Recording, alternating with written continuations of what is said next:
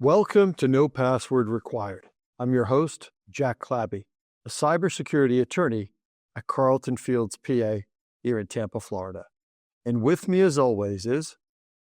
I'm Kayley Melton, the Executive Director of Operations for the Cognitive Security Institute and the Bob Ross of InfoSec. We just finished a great conversation with Kurt Sanger. Kurt is an attorney at Buchanan, Ingersoll, and Rooney. And now he and previously served in a number of roles with the Marines, including at U.S. Cyber Command. Kayley, what stood out to you the most? Something that Kurt said that really stuck with me that I think might be good for those to hear for those who are just getting into the industry. He tells people who are new that they're not 4 years behind him. They're only 6 months behind because of the nature of the industry and how quickly it evolves. So I really like that. It makes sense to me. Yeah, from my perspective, Kurt does a really effective job of explaining how he stays engaged as a private side cybersecurity attorney now after a long career of excitement and danger and mission with the United States Marine Corps and U.S. Cyber Command. You know, he talks about that in a way that I think can be really helpful to a lot of us in this industry who've changed roles from a government role to more of a private side, private defense role. So you've heard a little bit about what Kayley and I took away from this discussion. Now let's hear what Kurt has to say.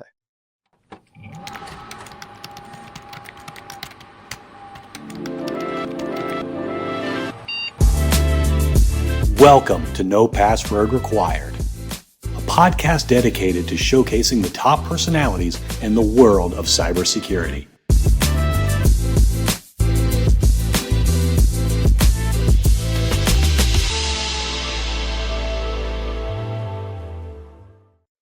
Welcome. Our guest today is Kurt Sanger. Kurt, welcome to the podcast. Thank you so much. I've been looking forward. I always like speaking with you, but been really looking forward to doing it on a recording. So excited for the conversation. So, Jack, since you know Kurt, I thought we'd kick things off a little differently this time. I know we usually start by asking about our guest's current role and things like that, and we will get to that. But first, I would really love to hear what it sounds like when two Tampa cybersecurity attorneys get together and talk shop. Well, I run into Kurt. We'll grab lunch from time to time, but I'll also run into him at rowing events. Both of our daughters are rowers in the Tampa community between here and Sarasota. We actually see each other a fair amount. And so a lot of our conversation is the typical thing where we talk about kids, but it always comes back to what's keeping you busy, right? Because I know if Kurt's got something, I'll probably get it a couple of weeks later. Or if I have something similar, Kurt might be experiencing one of his clients. And so there's a little bit of checking in from an industry perspective. And then Kurt, I always know I'm trying to balance out the like holy grail of not time sensitive consulting style work that we do for our clients with highly emergent incident response work. And I'm always trying to find the sweet spot. So I know I ask you from time to time, like, is it all chaos or do you have steady things? That's a question I know I like to ask you sometimes.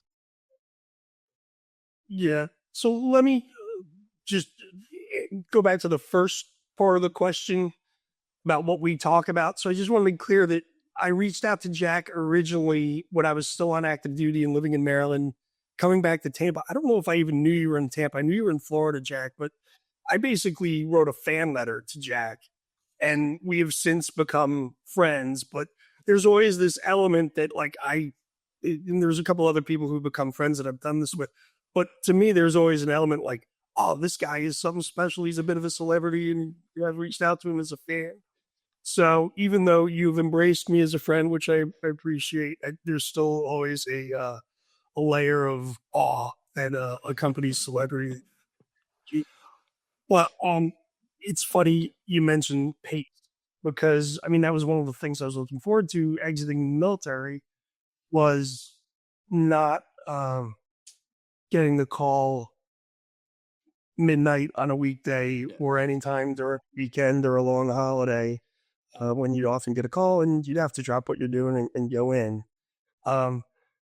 In the business that we're in, responding to incidents, we still get those calls. Not so much at midnight, but definitely on weekends and other inconvenient times.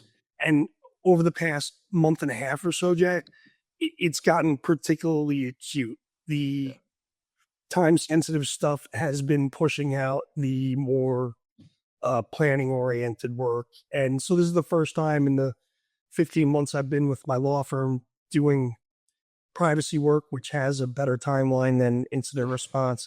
This is the first time incident response is dominated. And it's a lot like, I wouldn't say it's like being in the military, but it's working on the same schedule.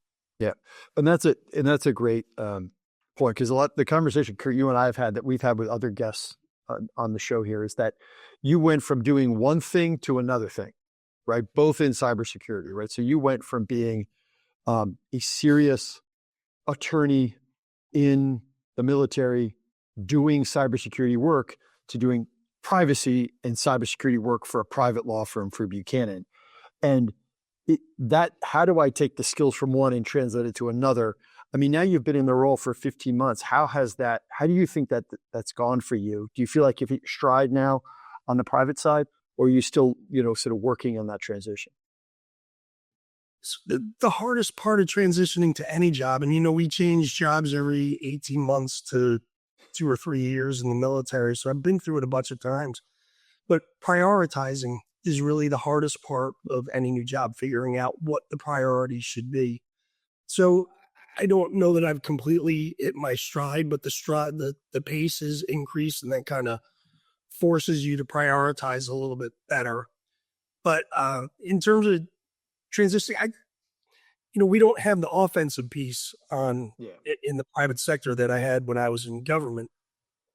But knowing the offensive mindset and knowing that the incident response that we're defending against people on the offense, I'm not going to say the best offense is a good defense, best defense is a good offense, but knowing them both contributes to your proficiency in the other.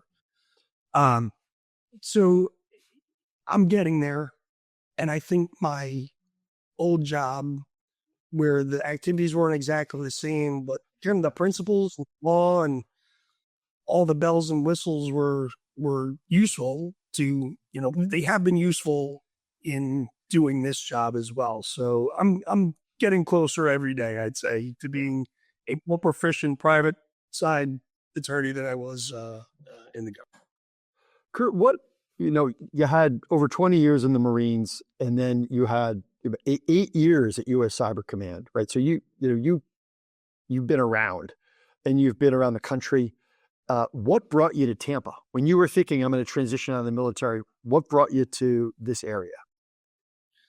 It was my prenuptial agreement, which consisted of exactly one sentence written by my wife, not even written, spoken by my wife, that said, when you were done with the military, we were coming back to Tampa. So I was stationed here from 2007 to 11 and met my wife in 2009. She's from Ukraine originally, but she had been here for 10 years by the time we met in Tampa. And that was basically the deal. I'll follow you around the Marine Corps wherever they send you, which at the time I figured would be like Japan and other exotic places. Maybe not Japan I would have loved living in. I'm not sure if she would have loved, but I was like, okay, well, this is the trade-off. She'll go wherever she send us, and we'll come back to Tampa. Yeah. Well, we ended up in the D.C. area for the whole time because that's where cyber operations were going on. But I was perfectly happy. I love Tampa. I can't imagine living anywhere else at this point. Yeah. So that's how I ended up back here. It was a verbal contract. Did you know that it was the sort of cybersecurity hub that it is? Right? I mean, like, were you aware when you were living in DC, knowing you were going to come back to Tampa eventually, of its, of Digital Hands, ConnectWise, Rapid7 now? I mean, all these monster, fantastic companies that are here, and more each year, it seems. Like, had you heard about that, or was that something you kind of discovered when you were planning the move? So I figured my post-military life living in Florida was going to be, if I wanted to stay in the cybersecurity industry, which I did, It was going to be 30 to 40 weeks a year, 3 to 5 days a week, flying back to the DC area. Yeah. Just because that's where I saw things going on when I was in the military. That's where most military cyber activity is going on, and all the defense industrial based companies that service that, a lot of them are in the DC area. So I thought I was going to have to go back, but actually the best piece of practical advice I was ever given was given to me by a guy who I went to Holy Cross in Massachusetts for undergrad. Guy who was there about 18 years ahead of me. He's been a mentor since I was in college. He said, whatever city you're moving to, get the business journal for that city. And so I started subscribing to the Tampa Bay Business Journal 2 years before I moved down here. And that's probably actually how I heard of you first, Jack. That's a great. That might have been through the. That's cool. But through that, through the publication, learned all about not just the cybersecurity, but the tech community that was growing here in Tampa, and like the Synapse conference I came down for, and other events got associated with, and just the organizations I heard, ReliaQuest, Abacode, just the OpSWAT thing moved here when I was moving here. Just unbelievable growth in the field in the Tampa area, and made it very easy, and now saves me from having to fly up to DC as I thought I was going to have to. It is, you can tell a lot of you. Some people say, what's it like to be in Tampa? And they say, well, we have the best airport, in the country. And that, for the first year or two that I lived down here, I used to say that when I was defending Tampa to people who were in New York or DC or Los Angeles. And I don't say that anymore, right? I don't lead with, you can get there from here as its main thing. It's more, man, this city's growing. Boy, do we have a lot to offer. Just look at the top line companies just in the industry that we're in, Kurt, right? I mean, it really is extraordinary. And then, if you were to go a layer deeper and talk about financial services or insurance or the growing biotech presence or software as a service companies or even private equity, right? I mean, all that other stuff has come along, even in the time since you've come back to town. Yeah, and I've tried to crack the code on what it is. And I guess having MacDill Air Force Base with Central Command and Special Operations Command, that drives some of it. But I also think University of South Florida has just exploded, and in every respect, but particularly with regard to technology programs. University of Tampa as well, and it shouldn't sell anyone short to include Orlando, Miami, Tallahassee, Pensacola, all the universities in Florida. But in this area in particular, I just think there's been an explosion. It's a nice mix of organically grown talent, the employees and future employees that the universities are producing, but also the organizations that were born here. But then there's a lot that have moved here as well, that have brought their headquarters or a significant piece of their business into the Tampa area. So we really just have a great mixture of ways to grow the tech community here. That's great. I want to just get into the sort of substantive meat of things here. I mean, that given all your work in the government, the military, right, the private sector, and then with international partners, what's a major cybersecurity misconception that you wish more of these decision makers understood? It's funny because the Iranian missile attacks were just a couple days before the recording, and it always reminds me of something that I used to say when I was at Cyber Command, but something I say with even more conviction now, is that, the government's always going to be the government, and it's always going to be a law enforcer, law creator, regulator, etc. But it's also a large network owner, and it's also a target of our adversaries and of criminals, in the same way that any network owner in the United States is: private, public, charitable, what have you. We're all in the same boat to a certain degree, and especially in a moment like right now where the political situation is changing rapidly. But I'm guessing that there will be a desire for strategic effects on the United States that are non-escalatory, potentially, and those can be delivered through cyberspace. That's one way that you can really impact someone without necessarily causing the violent response. And so we are now in the same place. Any network owner faces maybe the same sets of threat actors as the U.S. government, banks, brokerage houses, healthcare facilities, unfortunately, just across the board. We're all in the same boat. And there's a time that the government needs to step back and say, all right, we're going to stop being a law enforcer or regulator and just be a peer in this community of network owners. And we're going to help each other out. Because sometimes, having been in government, we needed the help of the private sector to conduct our operations. And we need to remember that. I shouldn't say we anymore. The government needs to remember that. That sometimes they're going to need help from the private sector, that the private sector is not compelled to give by any law, and in fact is protected from giving unless they do it voluntarily. Yeah, and that was, some of the headlines after the U.S. decision to strike using bombs within Iran. Those headlines were, one of the avenues of counterattack by the Iranians was going to be cyber attacks, both on U.S. government infrastructure and on non-government businesses and critical infrastructure, hospitals, and whatnot, right? And you have a posture where those are essentially civilian targets, even if they have military impact. But if that ends up happening, Kurt, it's going to be highly uncomfortable if these, then the U.S. government's going to be investigating the U.S. businesses that are the victim of essentially an Iranian counterattack, as if the U.S. businesses have done something wrong. That is a bizarre approach, and I hope it's not one that the U.S. government takes to the businesses who are the victims of any retaliatory events. Yeah, I guess it'll depend. Obviously, it's a different type of administration now that's willing to look at things differently, and maybe they will consider a hack by the Iranians under these circumstances to be something more than the administrations, to include the previous Trump administration, thought of them as like criminal activity. These are really national security events, actually, and should be treated as such and get the protection of the U.S. government.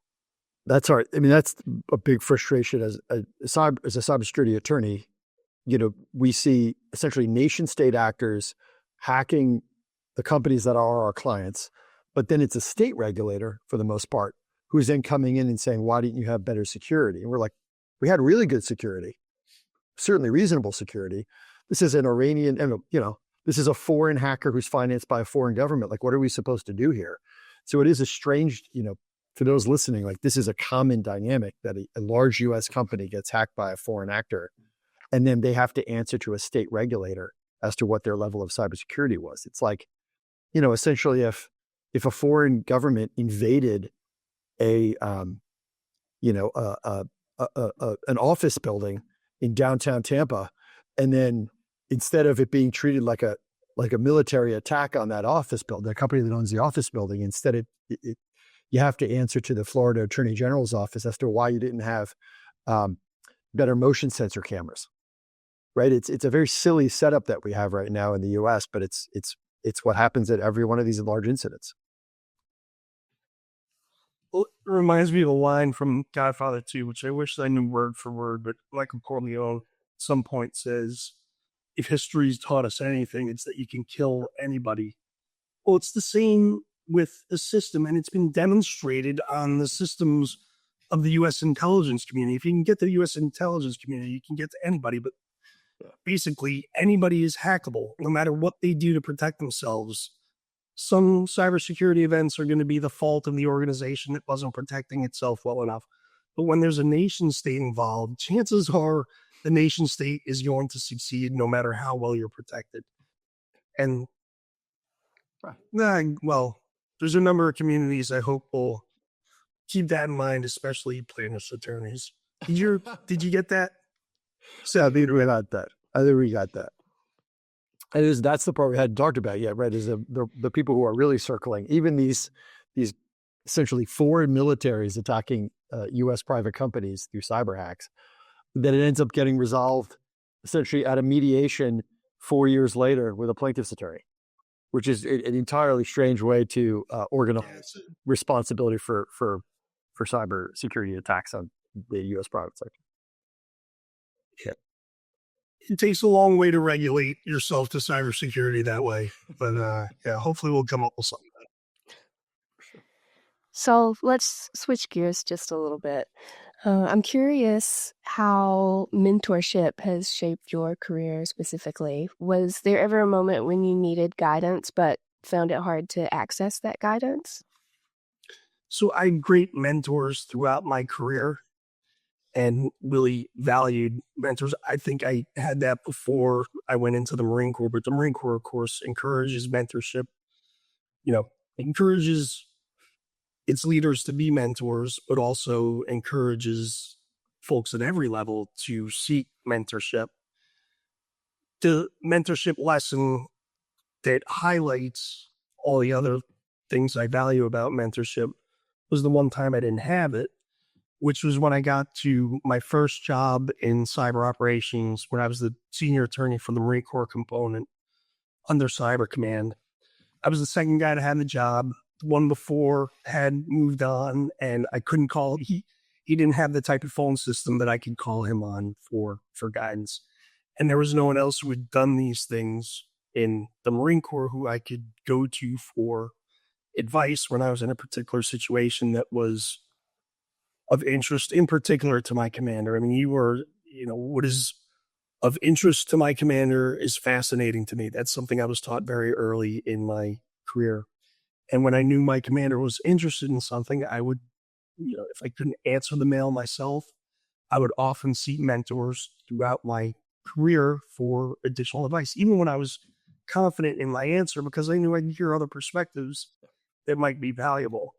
But the loneliest I ever felt, maybe the only time I ever felt lonely for a somewhat extended period in the Marine Corps, because it's very hard to be lonely in the Marine Corps. But the one time was when my commander needed something. It was unprecedented.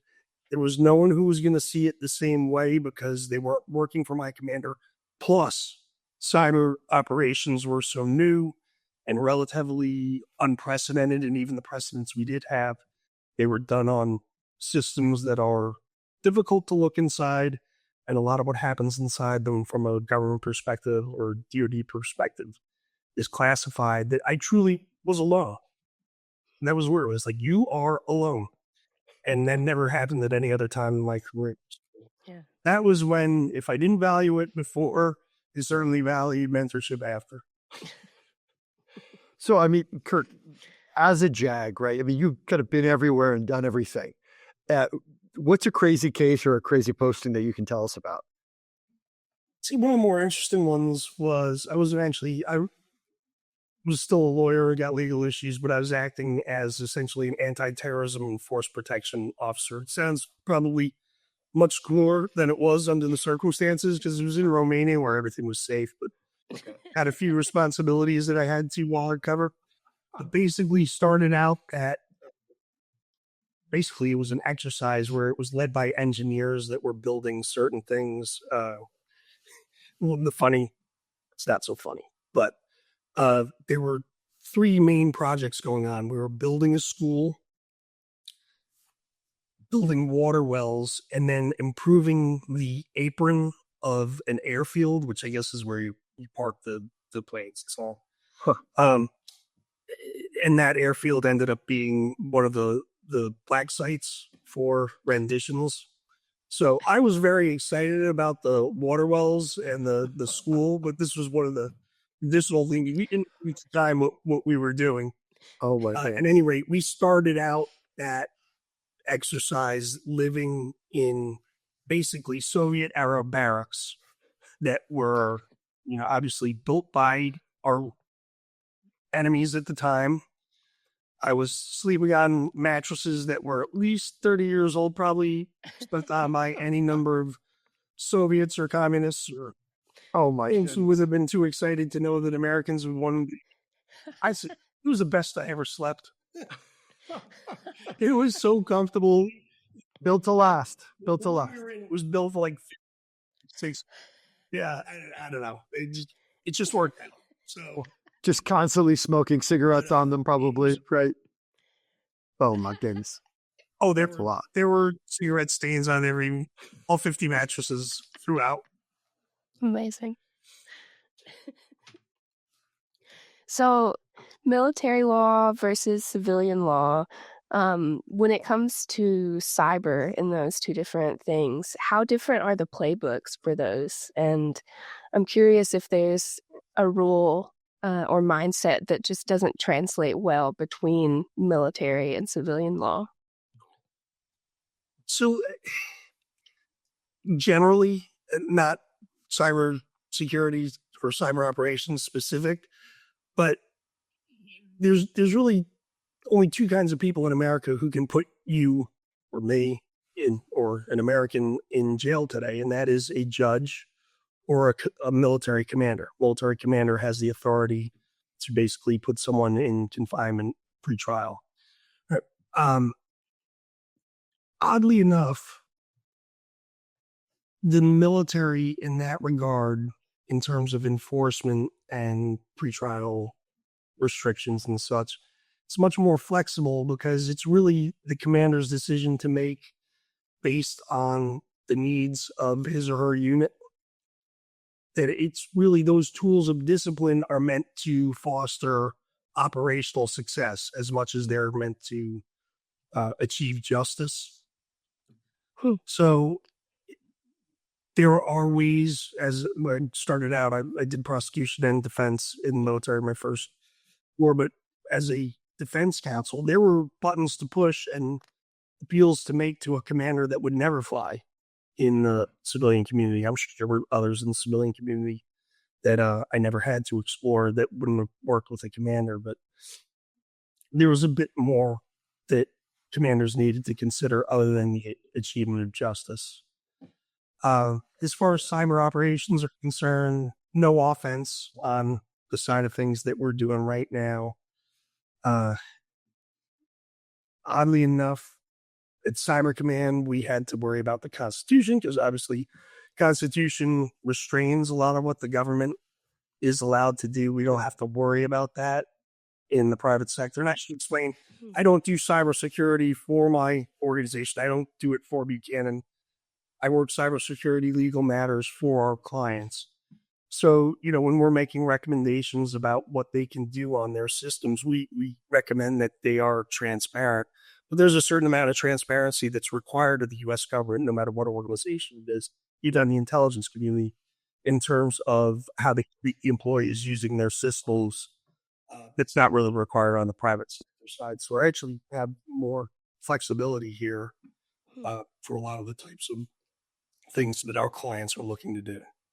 Kurt, how do you go from, and this is a question that, is always fascinating, but how do you go from being essentially the center of the cybersecurity universe at U.S. Cyber Command to a private side kind of reactive?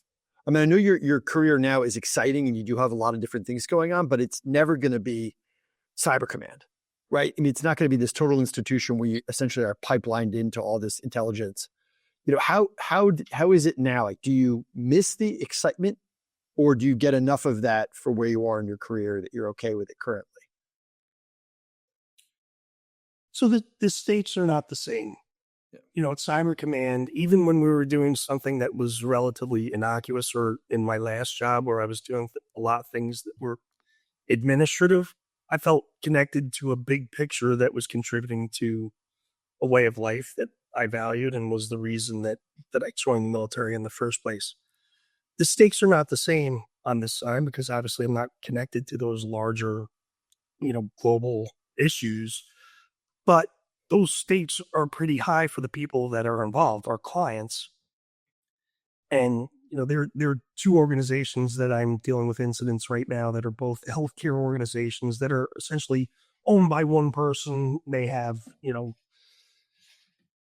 5 to 20 employees. And while the stakes are not what they were at Cyber Command, they are everything to the people that are involved. It could be the difference between the 20th person on the depth chart at an organization is able to pay college tuition for their kid who's starting freshman year a month from now. Yeah. So, to me, although the stakes are not high from a comparative perspective, I get excited about, and I hate to say that I'm excited about things that are very difficult for my clients, but I'm excited about the ability or the opportunity to help them. So I still get up with the same bounce in my step that I did when I was at Cyber Command, because I still get to, while in the private sector, making a little bit more money, a little bit more freedom on my end, that I'm still having the same level of excitement in the work that I'm doing,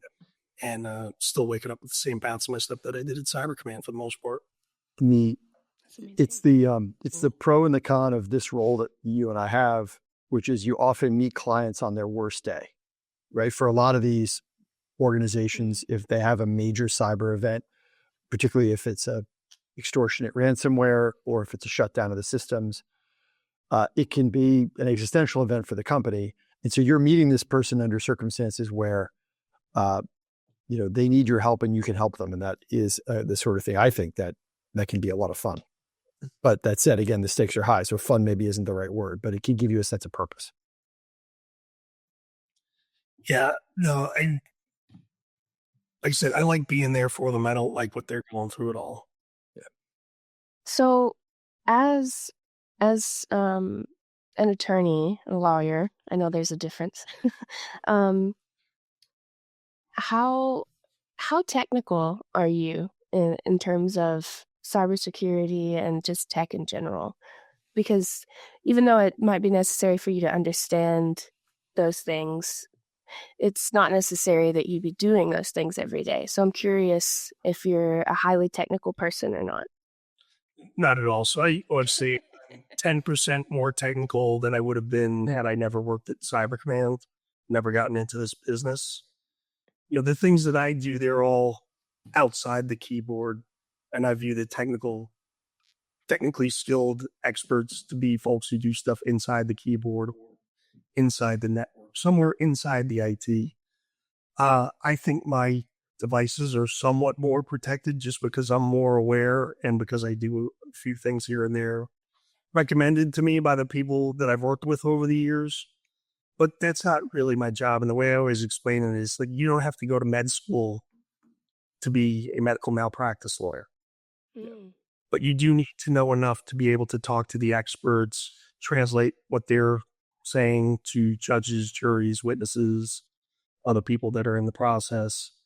And that's what I hope to be able to do and bring to a client in terms of the technical piece, is to be able to help the client understand what's going on, because the client more often than not is not an expert. Even when they are technical experts, there's usually some aspect of what we're doing. I mean, we have clients that, technology is their business or is the foundation of their business, but it's not cybersecurity. And so we need to help them understand where their technology intersects with cybersecurity and what we need to do in order to protect it. The incident response experts are doing it from the technical piece. We're doing it from the legal, regulatory, litigation perspectives. But really, that's really more than anything, I think what we did at Cyber Command is we were translators between communities, because we had to work with not only the operators and the commanders and everybody in between at Cyber Command in our own organization, but we had to work with other executive branches, the private sector, other departments and agencies of the executive branch, Congress members and their staffers, the private sector, state governments, state guard units, just all these different types of organizations, some of which had influence over what we were able to do operationally at Cyber Command. And we had to help them understand what we were doing. And for some of the things that we were doing, they were technical in nature and they needed a lot of explanation and translation between communities. I don't know if it's the same, but I've heard friends in the military and adjacent communities in the government talk about how in order to get anything done, their generals or superiors would need to understand completely in depth what they're trying to achieve. And when it comes to something highly technical like cybersecurity, it could be a bit of a a barrier Yeah. trying to explain in detail so that a general would understand exactly what's needing to happen. Did you ever encounter anything like that? Absolutely. So Cyber Command had 3 missions: one to protect the Department of Defense information networks, 2 was to conduct their own missions assigned to us by the president, that were national missions and basically all under the Cyber Command umbrella. But then we also had to uh, support other combatant commanders. So this could be European Command, Central Command, Special Operations Command, and help them achieve their missions using cyber operations. And if you got to a commander, say, this is a very simple and fictional example, but say you had the opportunity, you needed to deny the enemy the use of a bridge. And you could either blow it up or you could raise it through a cyber operation, denying the enemy its use during the time you want to, but then returning it so that our friendly forces could use it and the population could still use it. And so a commander might be offered this choice, never encountered a cyber operation or a cyber capability before, knows exactly what the munitions involved in the operation is to destroy the bridge, or has the cyber operation as a option. Somebody raises the question, well, what if the cyber operation you conduct also affects the dam 2 miles down and it floods the village? Well, technically that was impossible, but that question did come up and it did delay operations and extend discussions just because the question was raised when cyber operations first started. Yeah. And, the thing that's impressed upon you from day one of joining the military, at least the Marine Corps, is that you are responsible for everything your unit does and fails to do. And that doesn't mean just the people, but it also means the tools that you're using. And if you have the choice between using something you've known and used for 20 years or this brand new thing that's difficult even for the experts to understand or fully corral the possibilities of what they may be able to do, it's not a hard choice for the commander to make based on what we are trained to be responsible for. And so it was hard to get traction with other organizations in the beginning.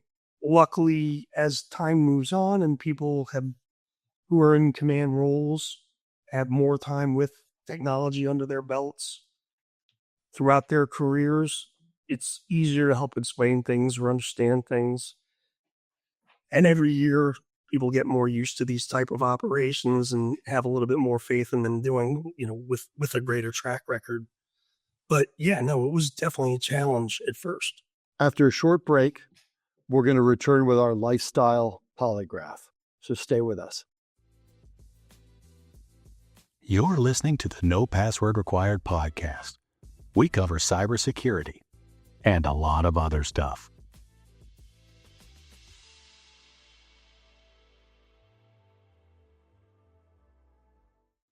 Welcome back.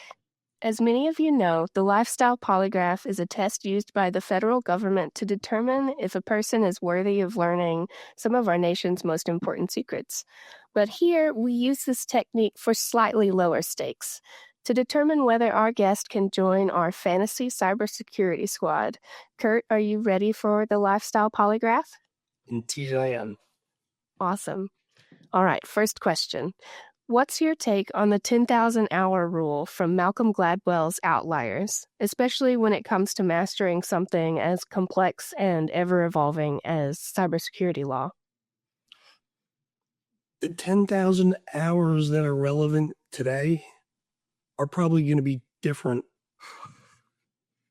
Maybe 6 months, a year, 5 years, whatever it is. It's like some of my, assuming I have 10,000 hours, which I hope I do at this point, but all of it's good in terms of shaping how you're going to deal with any problem. But the problems I anticipate we'll have 5 years from now in cybersecurity, some of those 10,000 hours aren't going to be as helpful as the ones we have a few years down the road. So the thing I used to say to whenever somebody new showed up at Cyber Command was like, you're not say it was my 5th year, I'd say, you're not 5 years behind me. You're 6 months behind me, because those other 4.5 years, everything's changed in the past 6 months. So I assume that it will be like that for quite some time, where even though you're getting in, your ground floor is 10 years behind my ground floor, that doesn't mean I have a 10-year head start. It's going to be less than that, because, and there's always a chance. I thought, because in the military, obviously, we had a lot of young people, like real young people who grew up with technology.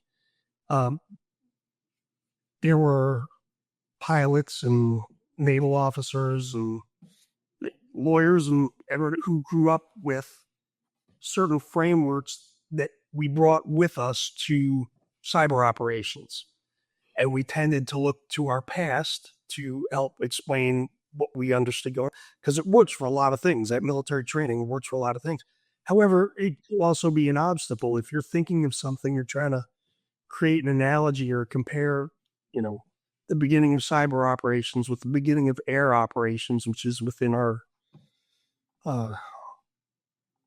we've got it in the library. There's enough, it's close enough that we can actually see some of those lessons with a pretty high level of sophistication. Some of them are helpful. A lot of them are not helpful. And a lot of them are actually hurtful. All right. Question number 2. While you were on active duty, what was the strangest or most memorable living situation you found yourself in? Although I have to say, you've already mentioned the Soviet bunkers, so... So that was an interesting one. I had a few times where basically lived in a box and metal shipping container. It's probably the closest thing that you could compare it to. But, the air conditioning was good in there. See, one thing that's different about deployment now, at least for the people working at headquarters and attorneys and most folks who are not at forward operating bases, is that they really put you in a position where you can just focus on your job. Your laundry's taken care of, food is taken care of. You don't have to put gas in the car. So many things that are essentially supported so that you can do nothing but wake up and spend your whole day and then go to sleep after having done your job all day long. And then you get used to that. There's a scene in the movie, not Zero Dark 30, the one with the bomb expert, Jeremy Renner, the Hurt Locker. Yeah. He goes, and by the way, his experience or people with that experience, nothing like mine at all. But there's a scene where he goes in to a supermarket after getting home from his tour, and he stares at the variety of cereal boxes. Yeah. And just like, I knew it because I had gone through it myself. I was just paralyzed by all the choices when I walked into, I think it was the Whole Foods on Dale Mabry, Jack. Yeah. When I first got back, just like, there's so much stuff to choose from. Or looking in my closet, I don't have to put my uniform on. I've got to choose my clothes. That, I mean, I guess it's a form of institutionalization, not quite like a prisoner, but, in terms of a lifestyle, you have very limited choices. And when you get all those choices back, that's the weird, the strange living situation, is getting used to what the real world feels like. Yeah, that's interesting, but it makes perfect sense. All right, question number 3. You've said you're a repeat watcher of Mad Men. What's one thing from that era, whether it's a mindset, a style, or even a workplace quirk, that you wish we would bring back today? Well, I think most of us would have the same answer to our fans of Mad Men, is chain smoking. Just the constant cigarettes. I mean, beginning one before you finish the last one is what I would do, is invest in dry cleaners. Because I have to imagine they took a big hit with all the cigarette bans, because, you don't have smoking clothes anymore. But actually, I don't think I look particularly good in like an old classic men's hat, but I think most men do. And I think that would look great for a lot of people. Probably be helpful here in Florida, protect a few noses and scalps too. But yeah, no. Actually, now I think of it, not the chain smoking. Hats. Let's go with hats. I don't think the vaping looks nearly as cool as smoking a cigarette does. I think smoking a cigarette looks at least cool. Or maybe we're trained to think it looks cool, but boy, vaping is not anywhere near as cool. You don't see vaping in movies. It's not like half as cool. It's actually on the other end of the spectrum. So, I don't know. Yeah. Kids, don't do either of them. You get a lot of kids listening to the podcast. Asian kids, stay away. Okay. Question 4. If someone handed you an unlimited supply of Lego bricks, no rules, no limits, what would you build?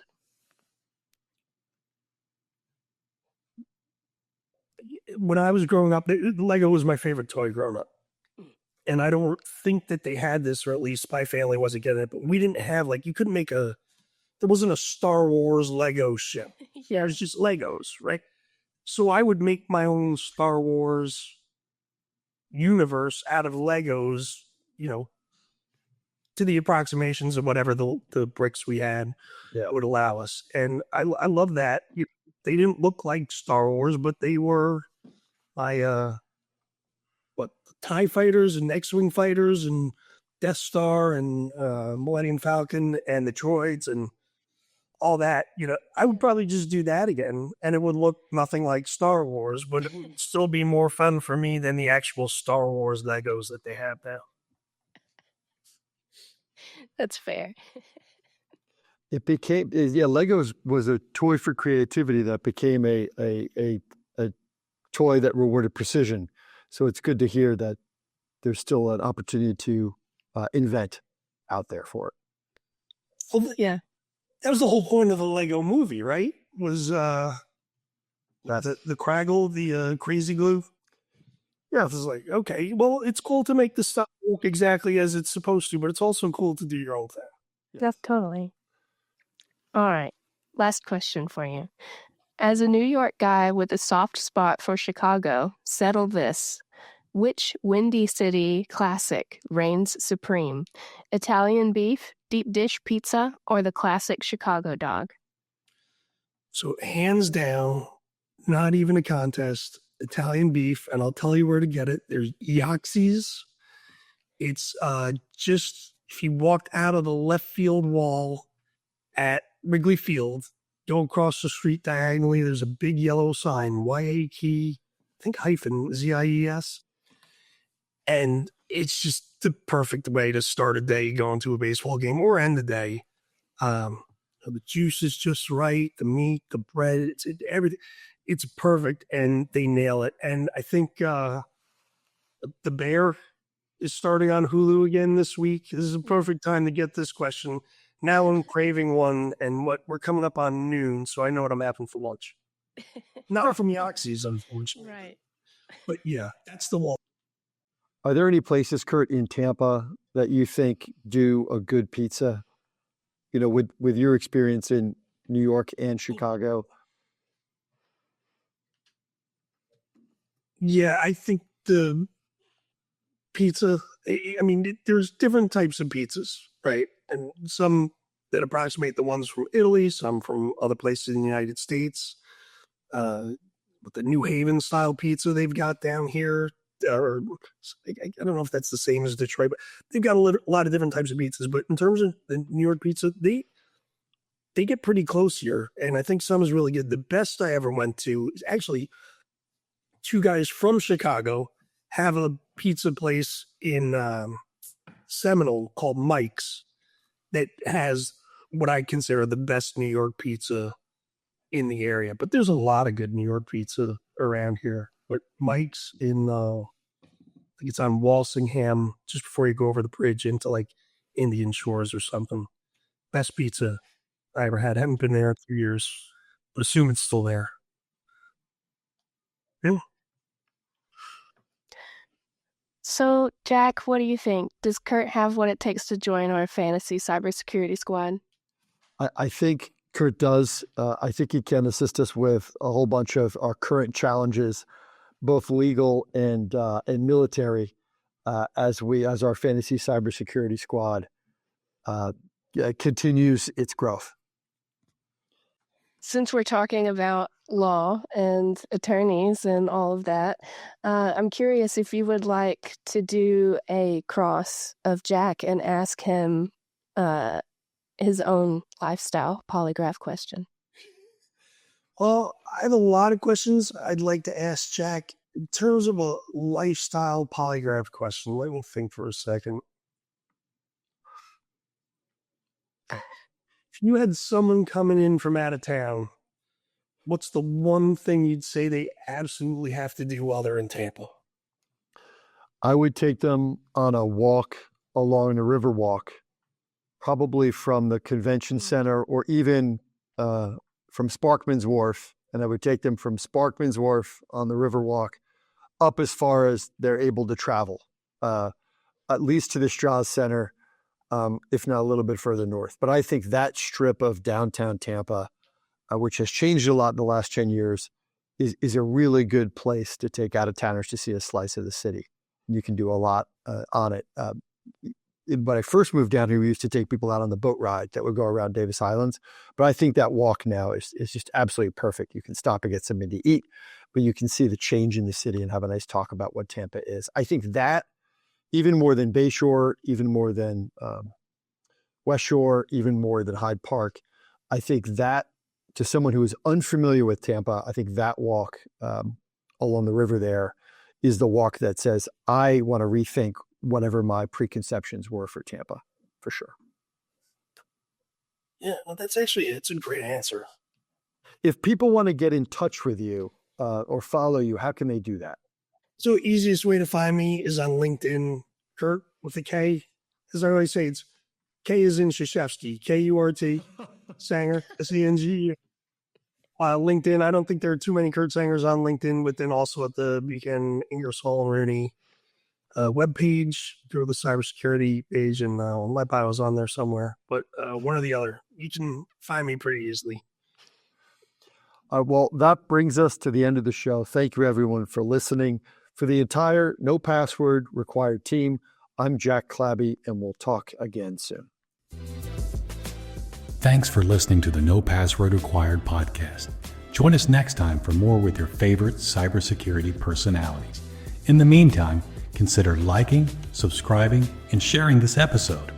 You can find us on social media at NoPasswordPod. The show is produced by Cyber Florida, and a special thanks goes out to our friends at Carlton Fields and Reality Shift. For more information, visit our website at cyberflorida.org/pod.